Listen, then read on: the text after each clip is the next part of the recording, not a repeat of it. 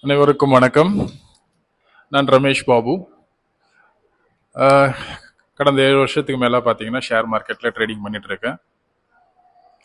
Share மார்க்கெட்டில் பொறுத்த வரைக்கும் பார்த்தீங்கன்னா தமிழில் பங்குச்சந்தைன்னு சொல்லுவாங்க. ஒரு நல்ல ஒரு லாபம் தரக்கூடிய ஒரு தொழில் உலகத்தில் இருக்குன்னா அது ஷேர் மார்க்கெட் தாங்க சொல்லணும். ஏன்னா எந்த ஒரு தொழிலுமே கிடைக்க முடியாத ஒரு லாபம் பார்த்தீங்கன்னா ஷேர் மார்க்கெட்டில் கண்டிப்பாக கிடைக்கும். அதுக்கு பார்த்தீங்கன்னா நமக்கு சில அடிப்படை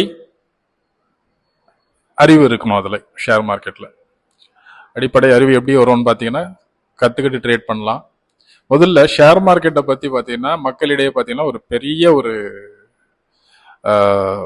தப்பான கண்ணோட்டங்கள் இருக்கு, தப்பான பார்வைகள் பார்க்கப்படுகிறது. என்னன்னு பார்த்தீங்கன்னா ஷேர் மார்க்கெட் இது ஒரு சூதாட்டம் அப்படின்னு சொல்றாங்க. இதுல பணம் அதிகமா லாஸ் பண்ணவங்க தான் நிறைய பேர் இருக்காங்கன்னு சொல்றாங்க. எனக்கு வர கேள்விகளும் பார்த்தீங்கன்னா, சார் ஷேர் மார்க்கெட்ல பணம் போட்டு நிறைய பேர் லாஸ் தான் பண்ணியிருக்காங்கன்னு சொல்றாங்க, இதுல எப்படி சார் நம்ம லாபத்தை பார்க்க முடியும், இது உண்மையாவே சூதாட்டமா அப்படின்ற மாதிரிலாம் எனக்கு நிறைய கேள்விகள் வரும். ஆனா முழுக்க முழுக்க ஷேர் மார்க்கெட்டுங்கிறது பார்த்தீங்கன்னா ஒரு வியாபாரம். முதல்ல அதை தெரிஞ்சுக்கோங்க.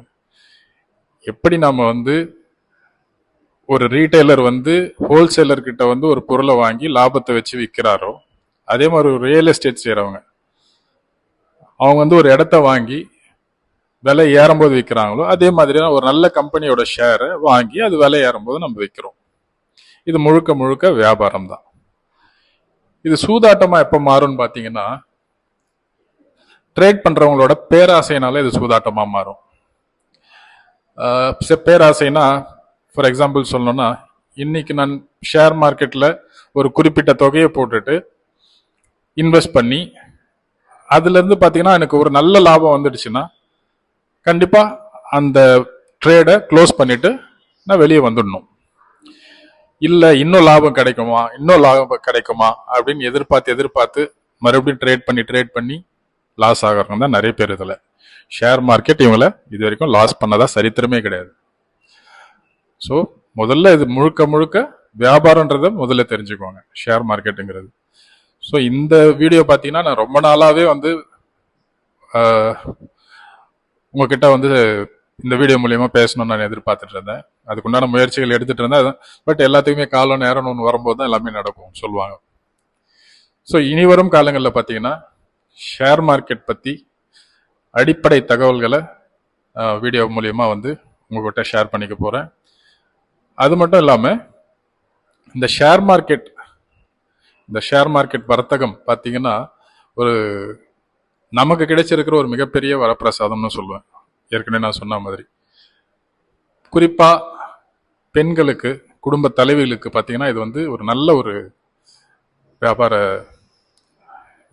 யுக்தி இது.